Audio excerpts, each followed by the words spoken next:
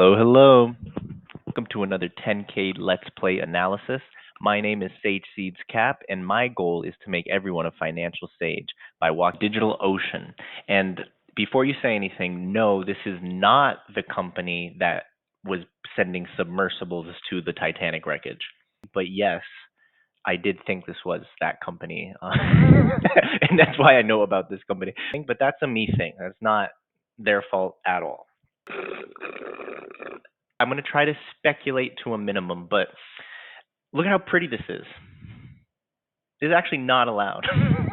I couldn't even find them in the Edgar, the SEC's own website, which, in order to be listed on the exchanges that they're at, they have to be providing documentation and 10Ks like this one to the SEC website. They're not allowed to spruce up the first page. Oh, okay, they've done more than just one page. Let me just make sure this is going to be, yeah, okay, so this is what they have to do. Sneaky, Mr. or Mrs. Yancey Sproul, the CEO, wants to put up a letter, corporate overview, I guess. Kind of seems like they have a PR problem. You know what? Rather than skip it, I'm going to play along with DigitalOcean, and we're going to do the rare thing and change up the opening move. Instead of going to the item 8, which is always my opening move, I'm going to read this little, well, whatever this is, corporate overview. Let's read it. So basically a business description. At this stage, I don't really care. Remember, we're approaching this as financial analysts. We can definitely get into the business and descriptions if we find that interesting. Some numbers: revenue growth, free cash flow margin. It's not that healthy, actually. I mean, it's good. Like, it's good that they have free cash flow, but it's not necessarily a bragging number. Presumably, these are the best numbers they could come up with. And customers spending a lot. Yeah, okay. Yeah. Oh, number of customers spending over $50 a month. Okay. Yeah, it's a bit tricky presentation there, but that's fine. And very healthy average recurring revenue. Good job. They mentioned their cloud business. Recurring revenue, annual recurring revenue is important for those types of subscription type businesses. And I'm going to read this. She's very pleased. This is repeating the same exact numbers, talking about the share of the annual cloud market for small and medium-sized businesses. So that's nice. They're not going for the to compete against Oracles and Amazons of the world. They're trying to compete for small and medium-sized businesses.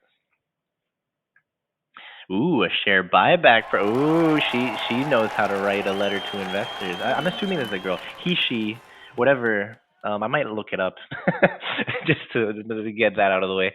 But whoever the CEO knows how to write to investors, because in the first paragraph, before it's even over, they're saying we return 600 million of capital back to our shareholders through a buyback program. Now, ding, ding, ding, ding.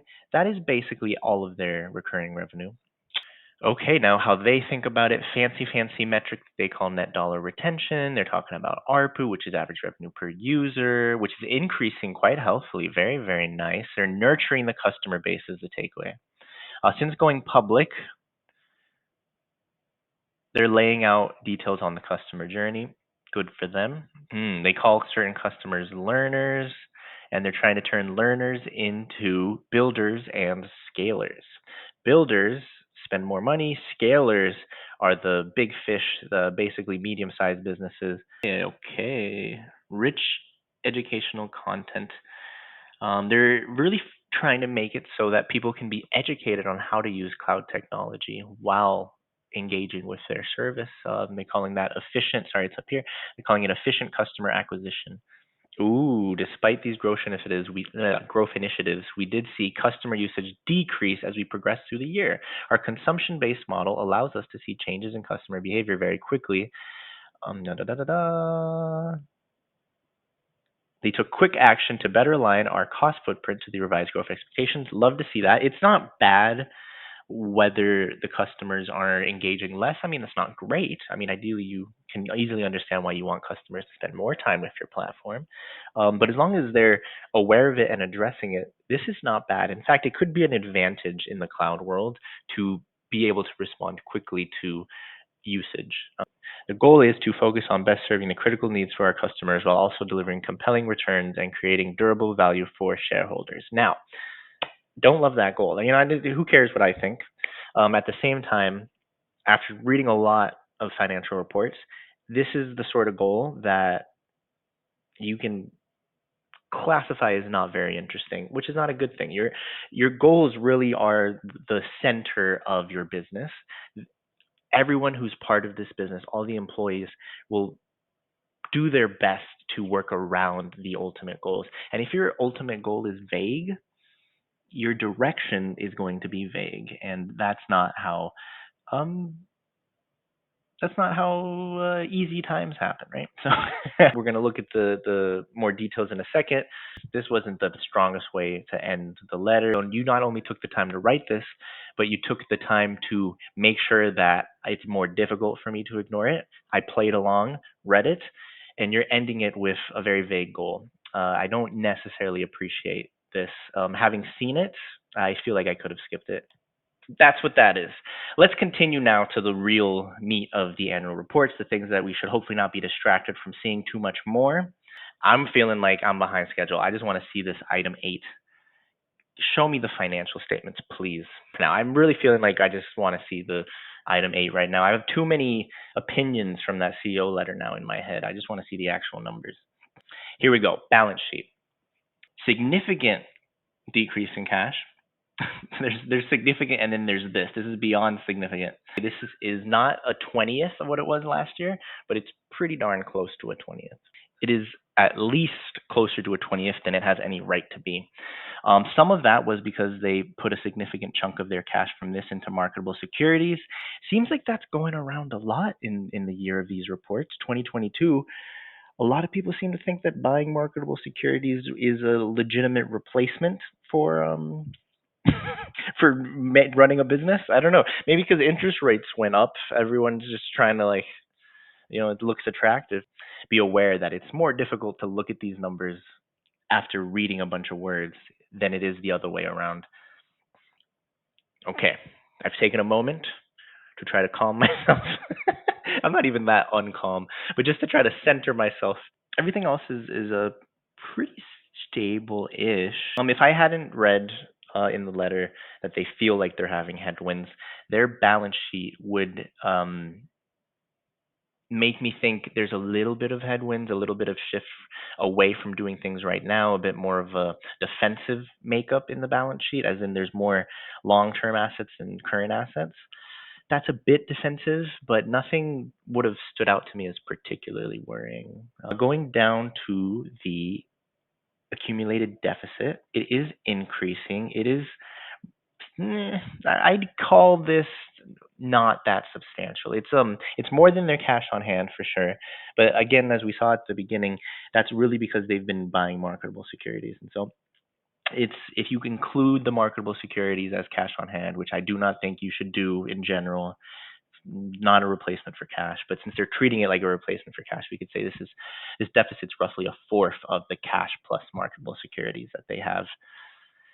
It's not wonderful, but it's not necessarily something we have to follow up on. It just is what it is. Companies do this, especially young companies.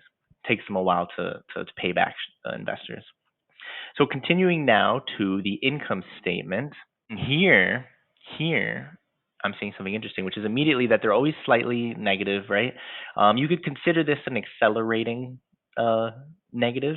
It's not actually an accelerated negative until we see a couple more years in my mind. It's not like clearly the start of a large trend. But if we back it up and just look at this, it is true that as a percentage, even though they're making more revenue, their loss, mainly because of total operating expenses, is more significant as a percentage of revenue, even though revenue is increasing. That is the opposite of what we hope. An economy of scale, which is something that almost ubiquitously good businesses have, in terms of, if you make more of something, it becomes more valuable to make. That's a trait of a good product.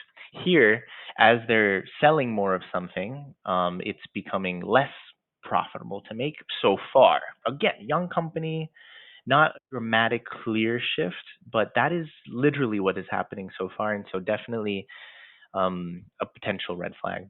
It boils down to this increase in research and development. And given that we know it's a young company, again, I can't forget that from the CEO letter now. Uh, Research and development increasing faster than sales, never good. Very bad if you're a young company. If you have a couple decades of experience, arguably we can trust you a little more in terms of you're doing something a bit aggressive because of your experience. But if you're a brand new company in an arguably relatively young industry like say cloud or something, aggressively putting up research and development, and when you know that the users you have are engaging with you less, again, that letter is really constantly going to be popping up now. Um, Not a great thing. So this is red flag. The other thing, potential red flag, this increase, this pace at which research and development is increasing is a real red flag, and we're definitely going to follow up. Everything else is fine, I guess. Kind of high interest expense, but yeah, it's fine. It's not that bad. I mean, the only reason I say it's high is because if your default is losing money, then any interest expense looks kind of high, but it's fine. Ooh, their weighted average shares used to compute net loss, again, more than doubling in 2 years. As their research and development is growing quickly, the number of shares they have is growing quickly. I really dislike this. We're following up on that immediately, actually. I'm not even going to go to the cash flow statement, actually. We're going to go to the research and development notes right away. Here we go. Here's the first note. High level research and development expenses consist primarily of personnel costs, including salaries, bonuses, benefits, and stock-based compensation. Research and development expenses also include amortization of capitalized internal use software development costs for research and development activities, which are amortized over 3 years, and professional services, as well as costs related to our efforts to add new features to our existing offerings, develop new offerings, and ensure the security, performance, and reliability of our global cloud platform. So, in a cloud business, software is their differentiator, but what they actually sell is they rent compute, they rent hardware. This would be like owning a building, um, and the difference between being a bad landlord and a good landlord is that if you just own a building and let anyone come in, make stores, whatever, uh, you're not going to get a lot of economic value created from that landlord. You might still rent the place, you might still collect fees, but compared to a landlord who is going to say, I want this to be an upscale apartment building, and then landscapes it as such, brands it as such, make sure that there are certain things like a leasing office that is nicely located and easy to use right out the bat. That second landlord is going to be creating economic value because of their involvement, and they're going to still collect fees, but you would expect them to make a higher rate of return than the first landlord. That is something I would stand beside in pretty much any geography in any place in the world, really. Um, Similarly, in a cloud, your hardware, your actual server farm, is the bare minimum. It is the equivalent of just owning a building. The software that you equip that hardware with, the cloud platform, which is all software, is the equivalent of, not necessarily you have to do it, but if you do it, that's where most of the economic value, most of what makes you a good landlord is going into. And so right now, their research and development, largely they're saying, is their software. I'm going to read this again. Add new features, security, performance, and reliability. I mean, this is just describing the need for software. If you didn't have any of this stuff, you would literally just be renting a server, which we don't even know if they own their own servers right now. Maybe they do, but not good that they call it a research and development. Fine, let's ignore that. What's even worse here is that it consists primarily of personnel costs, yet their internal use software is being amortized over 3 years. I know this company has only been around for less than 3 years. This 3 years is the worst part of this whole thing. If you have only existed for 1 year, and arguably the biggest economic lever you have is creating or developing software for the business you've chosen, why are you amortizing your biggest economic lever, so your biggest economic cost, over 3 years, when again, you don't even know what being in business for 3 years means, and you're classifying it under research and development? Ooh, they don't own the buildings. Going back to the landlord example, they don't own any servers. They pay fees to people who do own the servers, and then collect fees from people who are using those servers. Their software is not research and development. Maybe I'll in a second I'll explain maybe the argument for why they want to call it research and development. But this business is first and foremost about the software. If software is not their main focus in order to make their cloud platform better on the software side, easier to use, then they are no different than a landlord who doesn't even look at the building that they're renting out. Hey, if you're getting more comfortable uncovering the stories behind the numbers, please like and subscribe. Again, they could collect fees, but are they going to be creating economic value? Because I know that many investors have different levels of risk tolerance. An investment that works for one person or for myself does not mean anything really when I'm talking about another person or another investor. Or if you're going to tolerate this risk, I don't understand why. Are you making cloud better to use or not? Is it research and development, or is it your whole business? I think my point has been made. The argument for why they want to call it research and development, I'm going to do my best to try to wrap my head around it. I'll never be able to give a perfect explanation, unfortunately, because I'm not them. But they might be thinking that they already have sales. They already have people paying them for the current software. And so the adding new features, the security, the performance, they're thinking all of this is optional in a sense. Optional in that they already have a product they're being paid for. And so if they did none of this, it would not impact their current revenue. This argument is essentially an argument in elasticity of demand and a bit of kind of the economic stickiness of a product. Those are the same thing, but I'm just saying it in two different ways. If your elasticity is quite, let's say, non-negative, then this is a risk to have this sort of mentality. I would say that for any business, not for cloud only, but for any business. And so in the economic side, what I'm pointing out here is that if customers don't like it when you charge them more money, which is what I just said is a bit weird, but let me just say, no, it's not a trick question. That's almost every business ever. Almost every business suffers when you raise prices. So I'm assuming this business will suffer when it raises prices. If that's the case, then for you to think that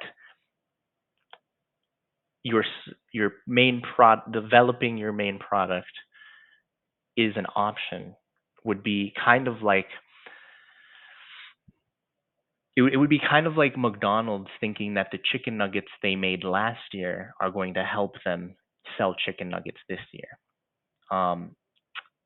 In the best case, you would say at least you'd have to charge less for year-old chicken nuggets. But in the worst case, what you'd really imagine is that it's completely inappropriate to try to sell your leftovers from last year this year. They think that it is appropriate. And so what that implies in this elasticity of demand analysis is that they're saying they have a negative elasticity of demand, right? They're saying demand for cloud services is so strong that even if our platform or our software product becomes a year old, which is essentially similar to raising the price a bit, we will be able to maintain the same amount of sales. And so it's not a cost of revenue to update our software product. It's a research and development expense, right? They're signaling to investors that any additions to the software product will be accretive, or it will increase the overall revenue instead of maintaining it. If they were taking the approach that their elasticity wasn't negative, which again would be almost all businesses in existence. Very few businesses have negative elasticity, but I personally hate this. Now, they mentioned that a lot of their platform, going back to the CEO letter, a lot of their platform is about educating people into using cloud. The CEO took the time to highlight that they think they're strong because they're educating small and medium-sized businesses into the cloud. I see that argument. I see that being a very positive thing. But overall, as a ongoing concern, as a portfolio of employees and customers and everything that goes into a business, so far, I don't see how the software isn't the whole point of the business. From their own wording and from their own description of what they try to do. And so the story here is a cloud business that seems to realize that it can't compete for the large customers, is trying to go for the smaller business customers that might need some education. I love that. But then it seems to be that the reason they're not competing with the larger customers is not because they're trying to fill a niche or to serve a certain set better. They could improve at any time. But as for the first 3 years, they really haven't prioritized something that clearly might need a second look. Just as an outside observer, maybe they should be thinking about their time and resources as, hey, the software actually is the business. While we are digesting the story behind the numbers that we just uncovered, I want to take a moment to share some of the YouTube creators that I've enjoyed over the years. Today's creator is Kino. I hope I'm pronouncing that correctly. And he is a gaming streamer type, particularly short videos. And his main videos that I watch are Super Auto Pets videos, which, if that's a game you don't recognize, I feel kind of sorry for you, to be honest. This is one of my favorite phone mobile games. Extremely fun, extremely cute. Even my girlfriend likes watching it, which is which is awesome, because that's how you know they've nailed the balance of cute and fun, right? Definitely go check him out. He'll be linked in the description below. So, DigitalOcean. I feel like I had so many opinions on you this this Let's Play, and I want to be upfront about that because we started it with a letter from the CEO instead of the item 8. I've been doing this long enough to know that even if you don't realize it, not looking at the numbers first can bias you so strongly. Like, if someone says something, but you just don't like the way they said it, that reaction sticks with you for everything you look after. I'm really hoping that you guys can help me figure out if I did that or I did not do that. I did do it. I'm a human. But if I did that in a managed way, this analysis, or if I just didn't like a sentence, and then that is why I got such strong opinions as I kept reading down. With that being said, this idea that I'm going to rent from this guy and then rent slightly higher to the other guy, not a bad business. Being a middleman has worked basically for all of human history, but you got to know why you're going to be kept in the middle. You can't literally just be a middleman. Like, that never works. Again, that also has never worked for all of human history. I wish them all the best luck. They have a good amount of runway from what I was seeing. No real concerns about whether they're gonna have to stop anytime soon. And so hopefully we see DigitalOcean in the future. Hopefully their education services works very well for them. That seemed like a particularly good idea. Hopefully we got more comfortable seeing that. We don't have to like the numbers just because the CEO wrote us a nice letter. We can still have less than nice opinions after going through the item 8. And if we gained a little bit of wisdom, I hope it was fun. I hope you guys can like and subscribe, and ultimately just share your wisdom. Even the consultants get stock options.